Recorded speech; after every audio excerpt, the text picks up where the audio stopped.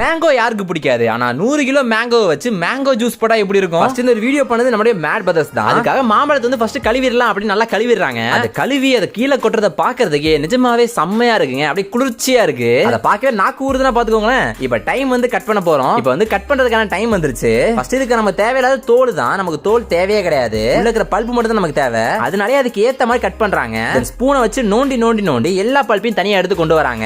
எல்லாத்தையும் தோண்டி கொண்டு வரதுக்கு நைட் ஆயிடுச்சுங்க.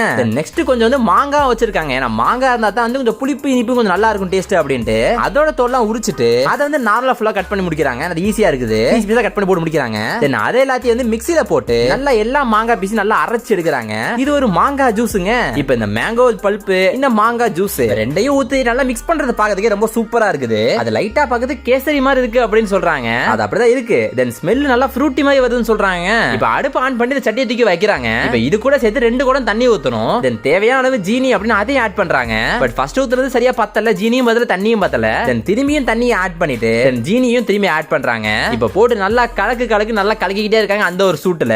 இப்ப அடுத்த ப்ராசஸ் ஃபில்ட்ரேஷன் ப்ராசஸ் தான். ஃபில்டர் பண்றாங்க அந்த மொத்த ஜூஸையும். எனக்கு கண்டிப்பா கீழே வந்து கொஞ்சம் சக்கைகள்லாம் இருக்கும், தேவையில்லாத சக்கைகள். சோ அதை ஃபில்டர் பண்ணணும் அப்படின்னு ஃபில்ட்ரேஷன் பண்றாங்க. ஃபைனலா அந்த செம்மையான ஜூஸ் ரெடி ஆயிருச்சு. டேஸ்டிங்கான டைம் வந்துருச்சுங்க. ஃபர்ஸ்ட் வந்து எடுத்து குடிச்சிட்டு சும்மா வேற லெவல்ல டேஸ்ட் இருக்கு அப்படின்னு சொல்றாங்க. நல்லா அந்த பல்பியா நல்லா கொலகொலன்னு செம்மையா இருக்குன்னு சொல்றாங்க. தென் அதுக்கப்புறம் வந்து ஃப்ரூட்டியும் குடிச்சு பாப்போம். ஃப்ரூட்டியும் குடிக்கிறாங்க. பட் ஃப்ரூட்டியை குடிக்கிறப்ப ரொம்ப தண்ணியா இருக்கு அப்படின்னு சொல்றாங்க. அது வாட்டரியா இருக்கு. பட் இது வந்து நல்லா செம்ம திக்கா இருக்கு அப்படின்னு சொல்றாங்க. சரி இப்போ எவ்வளவு ஜூஸ் வந்திருக்குன்னு மெஷர் பண்ணி பார்க்கலாம் அப்படின்னு பாக்குறப்ப மொத்தமா 106 லிட்டர் ஜூஸ் வந்திருக்கு. நல்ல பல்பியான ஜூஸ். இப்போ ஃப்ரூட்டியோட கம்பேர் பண்ணோம் அப்படின்னா இது கண்டிப்பா நமக்கு லாஸ் தான். ஒரு மொத்த விலை வந்து கிட்டத்தட்ட வந்து ஒரு 5800 ரூபாய்க்கு நம்ம விற்கலாம். ஆனா அந்த மாம்பழத்தோட செலவே வந்து கிட்டத்தட்ட 6500 ரூபாய்க்கு மேல போயிருச்சு. சோ அப்படி பார்த்தோம் அப்படின்னா லாஸ் தான். பட் நல்லா ஃப்ரெஷ்ஷான செமையான ஜூஸ் தான் அது. இந்த வீடியோ முடிஞ்சு சோ மறக்காம லைக் பண்ணிட்டு சப்ஸ்கிரைப் பண்ணிட்டு போயிருங்க.